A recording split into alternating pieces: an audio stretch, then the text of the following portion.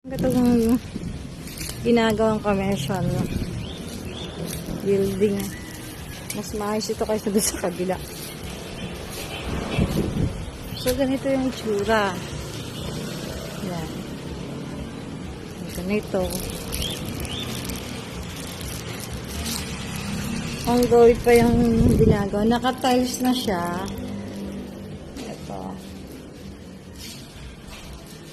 May CR sa baba.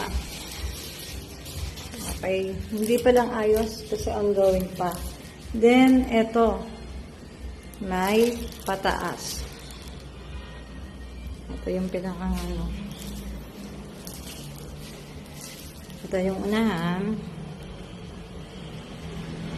Then, pasukin ko yung taas. So, ito yung magsisilbing parang kung dito rin titira, ito yung magsisilbing kwarto sa taas.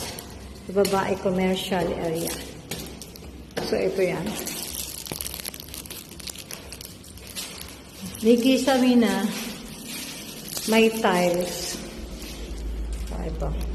Tapos, meron pang isang CR sa taas.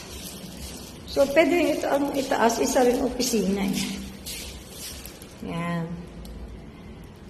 So, pwedeng dalawang commercial building pala ito actually. Taas at baba. At taas pwede mo lagyan ng computer shop, sa baba mga coffee shop. So, ito yung kabuuan ng sinasabi ko sa inyong commercial building. Maganda pala. Kasi ano,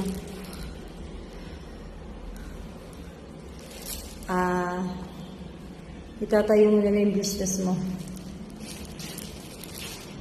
Okay. Ang gawin pa kaya hindi pa tapos sa tapos kaya talaga na yung ano. Then, punta ko sa labas, may space pa sa labas. So, may space sa labas.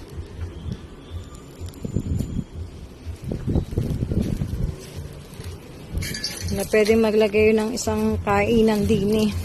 Dirty kitchen ito. May space sa labas. Yan o. Pasok. Okay, ito yun.